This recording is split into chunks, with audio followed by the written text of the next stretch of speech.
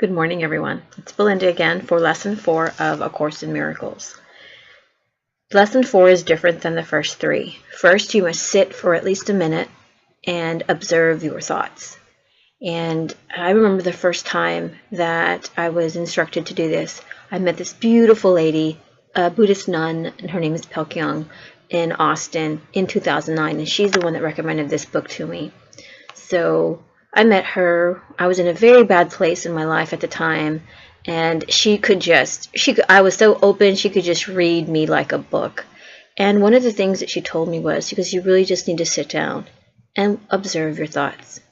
Well, that night at the hotel room, I did just that. The next day when I saw her, I said, my thoughts are scary. I have some very, very mean, cruel, just some of the thoughts were I was embarrassed to admit that I had those kinds of thoughts. And she looked at me and she's like, that's normal. Everyone does. She goes, we not only have our own thoughts, but if we believe that we are one collective, and that one mind does exist and we can access it, then we are picking up thoughts from others around us, from those that we've had experiences with. That's why, who you select as a lover, a sexual partner, it's important that you understand how they think, because you will be picking up their thoughts, whether you realize it or not. You will be feeling what they are feeling. And if you break up with someone, just because you're physically not attached to them does not mean you're not energetically still attached to them. 10 years down the road, you could still be affected by what's going on in their lives. So sitting down, observing your thoughts is important. And that was one of the scariest things for me. That was one of it's like observing them without judgment. And then how do you get them to subside a little so that they're not so fast and so many. And that just took time. It just took time. I had to learn different techniques, different practices. I did have to seek out ways to understand how this whole process works. Meditation, of course, is the best. But if anyone out there is like me, where I was just so judgmental, everything had to be only this way and nothing else. I left no room for anything else. It made going through this workbook so much more challenging.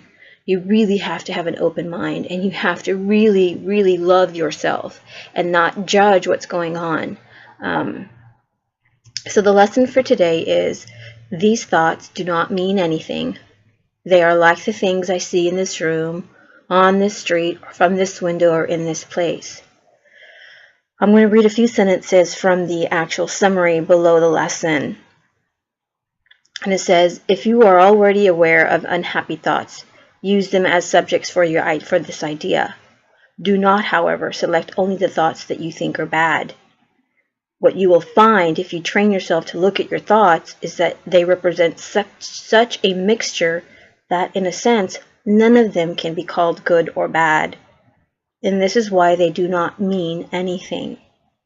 The good thoughts are but shadows of what lies beyond, and shadows make sight difficult. The bad thoughts are blocks to sight and make seeing impossible, and that's why we do not want either.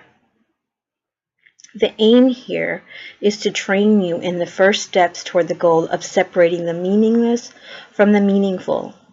It is a first attempt in the long-range purpose of learning to see the meaningless as outside of you, and the meaningful is within you.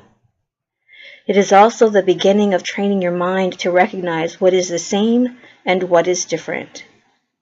So, and then another way of using this lesson is to when you notice a thought. So, for example, the thought about blank does not mean anything. It is like the things I see in this room, on the street, and so on. This morning in my meditation, I was having a dream. I fell asleep and I was having a dream, and I was thinking about my boyfriend, but it wasn't my boyfriend in the dream. It was just some male figure. And the harder that I tried to meet up with them, the less possible it became. I just never seemed to meet up with them in my dream. And the more that happened, the angrier I became. And I woke up from my dream, from a meditation, feeling very angry, very abandoned. I felt